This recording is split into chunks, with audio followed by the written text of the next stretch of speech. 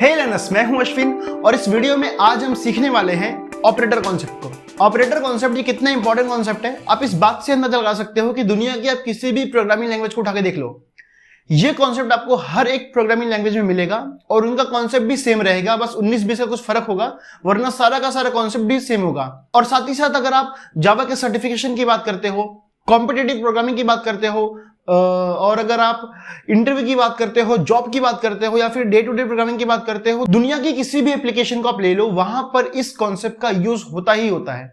तो make sure करना है कि इस कॉन्सेप्ट का बहुत ही अच्छे से समझिएगा और अच्छे से आप तब समझोगे जब मैं आपको अच्छे से समझाऊंगा। तो अच्छे से समझाने के लिए ऑब्वियसली वीडियो थोड़ा सा बड़ा हो सकता है, इसलिए मैंने इस वीडियो को 2 पार्ट में कवर किया है। ठीक है, अब ऑपरेटर कॉन्सेप्ट को समझने से पहले मुझे 2 चीज आपको समझाना पड़ेगा, जो कि आगे चल के बहुत बार आने वाला है, इसलिए आप इस चीज को यहीं पे समझ लो। पहला होता है ऑपरेटर, सेकंड होगा ऑपरेंड्स। अब ये ऑपरेटर और ऑपरेंड्स होते क्या हैं? सपोज करो कि अगर आपको मैं कहता हूं कि 2 और +3, ठीक है, 2 + 3 अगर आपको ऐड करना है तो बीच में कौन सा सिंबल आएगा? ऑब्वियसली बात है कि प्लस का सिंबल आएगा। तो ये प्लस क्या है? आपका ऑपरेटर है। ठीक है, ये पहली चीज आपको क्लियर हो गई होगी। पहला चीज क्या है यहाँ पे? ऑपरेटर। अब ये जो ऑपरेटर है प्लस, ये किस पर एक्शन परफॉर्म करने वाला है? 2 और 3 पे। ठीक है, मतलब ये 2 नंबर पे एक्शन परफॉर्म करने वाला है, तो ये दोनों नंबर क्या हो गए? ऑपरेंड्स हो गए। ठीक है, तो जो एक्शन परफॉर्म करने वाला होता है वो कहलाता है ऑपरेटर, और जिस पर एक्शन परफॉर्म होने वाला है वो कहलाता है ऑपरेंड्स। ठीक है, तो आगे चल के प्रोग्रामिंग में जितने भी वेरिएबल्स होंगे जिन पर एक्शन परफॉर्म होगा वो कहलाएगा ऑपरेंड्स, और जो एक्शन परफॉर्म करेगा वो कहलाएगा ऑपरेटर। ठीक है, अब हम बात करते हैं आगे ऑपरेटर्स की। ऑपरेटर्स जावा में वो होता है जो किसी भी एक्शन को परफॉर्म करने के पीछे रिस्पॉन्सिबल होता है। जावा में टोटल 30 से भी ज्यादा ऑपरेटर्स होते हैं, और इन सारे ऑपरेटर को जावा ने बहुत ही अच्छे से क्लासिफाई किया है 8 टाइप्स में। सबसे पहले हम बात करते हैं असाइनमेंट ऑपरेटर की। असाइनमेंट ऑपरेटर बेसिकली एक ऐसा ऑपरेटर होता है जो आपके वेरिएबल में एक वैल्यू असाइन करने का काम करता है। सपोज करो कि आपने वेरिएबल क्रिएट किया है, अब ये वेरिएबल तो पूरी तरीके से ब्लैंक है, इसकी मेमोरी में कोई भी वैल्यू नहीं है। अब इसकी मेमोरी में वैल्यू कब आएगा? जब मैं असाइनमेंट ऑपरेटर का यूज करके इसके अंदर वैल्यू पुट करूंगा। तो सिंपल सा जो इज इक्वल टू का सिंबल होता है उसे ही मैं क्या कहता हूं? Assignment operator. ठीक है, अब जावा में टोटल असाइनमेंट ऑपरेटर के बहुत टाइप्स होते हैं। बहुत का मतलब कितना हुआ? सिर्फ 3 टाइप्स होते हैं। पहला होता है सिंपल, सेकेंड होता है चेन्ड, एंड थर्ड होता है कंपाउंड। और बहुत ही तीनों इजी चीज है। सिंपल का मतलब ये होता है कि आप सिंपली a = 10 लिख दीजिए, आपका क्या हो गया? सिंपल हो गया। अब ये आपका जो a = 10 है, ये जो इज इक्वल टू क्या कहलाता है? ये असाइनमेंट ऑपरेटर कहलाता है। ठीक है, आप कभी भी देखोगे तो प्रोग्रामर्स कहते हैं कि a में वैल्यू असाइन हुआ है, b में वैल्यू असाइन हुआ है। तो असाइन का मतलब क्या हुआ? कि उसमें इज इक्वल टू सिंबल का यूज हुआ है और उसके अंदर कुछ वैल्यू आई है। इस केस में क्या है कि a के पास कुछ वैल्यू असाइन हुई है। कौन सी वैल्यू असाइन हुई है? 10 की इंटीजर वैल्यू। अब हम बात करते हैं चेन की। चेन क्या होता है कि अगर आपको सपोज करो कोई एक ऐसी वैल्यू है जो मल्टीपल वेरिएबल में आने वाली है। इस एग्जांपल में आप देख सकते हो कि यहाँ पर a, b, c है, 3 वेरिएबल है, और इन तीनों वेरिएबल में एक ही वैल्यू आया है, वो है 10। अब इस कोड को 3 लाइन में लिखने से अच्छा जावा ने कहा है कि आप चेन ऑपरेटर का यूज करके आप इन तीनों लाइन को एक साथ एक ही लाइन में लिख सकते हो। ठीक है, a = b = c = 10। ठीक है, अब ये हो गया आपका चेन ऑपरेटर। अब हम बात करते हैं कंपाउंड की। कंपाउंड आपको थोड़ा सा डिफिकल्ट लगेगा इन दोनों के मुकाबले।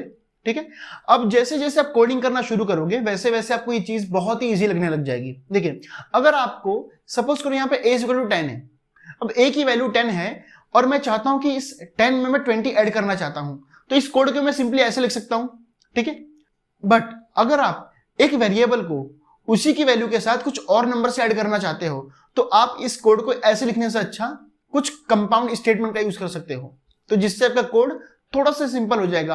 अब देखने में आपको थोड़ा सा ये अलग लगता होगा, पर जो भी प्रोफेशनल्स होते हैं वो प्रोफेशनल कोडर्स इसी तरीके से अपने प्रोग्राम को कोड को लिखते हैं जावा में। अब जावा में टोटल बहुत से कंपाउंड ऑपरेटर्स होते हैं, जिसमें से इन तीनों का तो शायद आप कभी यूज भी नहीं करने वाले हो, बट आप समझ के रखो कि कंपाउंड ऑपरेटर्स क्या होते हैं। अब सेकंड पर आता है अरिथमेटिक ऑपरेटर।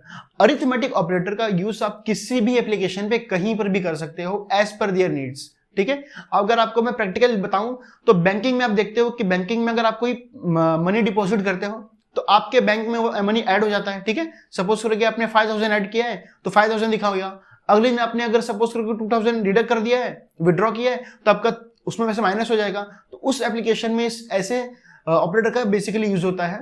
ठीक है, अब अरिथमेटिक ऑपरेटर का बेसिकली आप यूज किसी भी नंबर को ऐड करने के लिए, माइनस करने के लिए, मल्टीप्लिकेशन के लिए, डिवाइड के लिए, मोड के लिए कर सकते हो। ठीक है, अरिथमेटिक ऑपरेटर बेसिकली है तो बहुत इजी, पर इसमें सिर्फ दो चीज ऐसी है जो लोगों को कंफ्यूज करती है। वो है पहला डिवाइड, सेकंड है मोड। इन दोनों का लोगों को कंफ्यूज होता है कि यूज कब करना है। चलिए मैं आपको समझाता हूं कि इन दोनों का कब और कहां पे यूज करना है। यहां पर अगर आप देखोगे तो 10 डिवाइडेड बाय 2 है, तो आप कैसे करोगे? 2 5 10, 10 और माइनस करोगे तो 0 आएगा। अगर आपको डिवाइड करने पे जो क्वेश्चन होता है ऊपर वो वैल्यू चाहिए तो आप डिवाइड सिंबल का यूज करोगे। ठीक है, अगर आपको रिमाइंडर चाहिए तो आप सिंपली मोड का यूज करोगे। बस अब यही चीज है और लोगों को ये ट्रिकी लगता है। ठीक है, अगर आपको कोई भी वैल्यू डिवाइड करने पे क्वेश्चन चाहिए ऊपर की वैल्यू, तो वो क्या होगा? आपका डिवाइड होगा यूज, और अगर आपको रिमाइंडर चाहिए तो आपका मोड यूज होगा। बट ऑपरेटर की कहानी सिर्फ यहीं पे खत्म नहीं होती, असली मजा अब शुरू होगा। देखिए, आप जब भी अरिथमेटिक ऑपरेटर का यूज करोगे, ठीक है, ध्यान से कान खोल के सुनना कि जब भी आप अरिथमेटिक ऑपरेटर का यूज करोगे, एक मेथड ऐसा होता है जो अपने आप कॉल होना शुरू होता है। ठीक है, अब इसका मतलब क्या हुआ? आप जब भी प्लस, माइनस, मल्टीप्लिकेशन, जिसे मैं एस्ट्रिक कहता हूं, डिवाइड और मोड, इन पांचों ऑपरेटर में से अगर आपने एक भी ऑपरेटर यूज किया तो इंटरनली जो कंपाइलर होता है वो किसी एक मेथड को कॉल करता है। उस मेथड का नाम क्या है? मैक्स। मैक्स का मतलब क्या है? यहां पे मैक्सिमम, जिसको शॉर्ट फॉर्म में क्या कहा गया है? मैक्स। अब इस मैक्स के अंदर 3 पैरामीटर्स होते हैं। ठीक है, पहला होता है इंट, सेकंड होता है आपके पहले नंबर का डेटा टाइप, और थर्ड होता है आपके सेकंड वाले नंबर का डेटा टाइप। अब क्या होगा? एग्जांपल के तौर पे आपको समझाता हूं कि यहां पर मैंने लिखा है 10 और यहां पर लिखा है मैंने 5। 10 आपको पता है कि बाय डिफॉल्ट एक इंटीजर वैल्यू है जावा के अंदर, 5 भी कैसा है? एक इंटीजर वैल्यू है। जब आपने अरिथमेटिक ऑपरेटर का यूज किया है, यहां पे सपोज करो कि मैंने माइनस का यूज किया है, माइनस एक क्या है? अरिथमेटिक ऑपरेटर है। तो इंटरनली क्या करेगा कंपाइलर? एक मैक्स फंक्शन को कॉल करेगा और बोलेगा कि मैक्स, आपके पास जो पहला पैरामीटर है उसको रहने दो, जो 10 है, इस 10 का जो डेटा टाइप है वो क्या है? इंट है, इंट लिखो। सेकंड का डेटा टाइप क्या है? इंट है, तो इंट लिखो। अब मुझे बात बताओ कि इन तीनों में बड़ा कौन है? अब कंपाइलर बोलेगा कि तीनों में तो बड़ा कोई नहीं है, सब एक ही है। क्या है? इंट है। तो इसकी जो वैल्यू होगी, इनका जो भी कैलकुलेशन होगा वो किस फॉर्म में बाहर आएगा? इंट के फॉर्म में बाहर आएगा। तो इस वैल्यू को जो बाहर लेने वाला वेरिएबल होगा उसका जो डेटा टाइप है वो भी इंट होना चाहिए। ठीक है, मुझे पता है कि आप एक बार थोड़ा सा कंफ्यूज हो गए होंगे, इस चीज को मैं आगे फिर से अच्छे से समझाऊंगा एक बार और। ठीक है, तो यहां पर मैंने क्या लिया? इंट लिया है, तो वैल्यू सीधी सी बात है करेक्ट होगा और कंपाइलर कोई एरर नहीं देगा। अगर यहां पे मैं थोड़ा सा ट्विस्ट करता हूं, यहां पर मैं 10 का 10 रहने देता हूं, पर 5 की जगह पे मैं लिखता हूं 5.0। आपको पता है कि वैल्यू अभी भी वही है, 5 है, बट मैंने क्या लगा दिया? 5.0। जब भी कोई नंबर पॉइंट में होगा, कंपाइलर ये समझता है कि ये वैल्यू डबल में है। ठीक है, तो कंपाइलर क्या करेगा कि यहां पे कौन सा ऑपरेटर यूज हुआ है? अरिथमेटिक। तो कंपाइलर ये करेगा कि मैक्स फंक्शन को कॉल करेगा, बोलेगा मैक्स, तेरे पास जो पैरामीटर है, पहला वाला पैरामीटर इंट है, उसको इंट रहने देना। मेरे पास जो पहला नंबर है ना, उसका जो डेटा टाइप है वो है इंट, और दूसरा डेटा टाइप है वो है डबल। तो इन तीनों में बड़ा कौन है? मुझे जल्दी से बता। मैक्स बोलेगा कि इन तीनों में बड़ा डबल है, तो बोलेगा ठीक है। तो कंपाइलर ये चेक करेगा कि इन दोनों की जो वैल्यू आएगी वो बाहर किस फॉर्म में जाएगी? डबल के फॉर्म में जाएगी।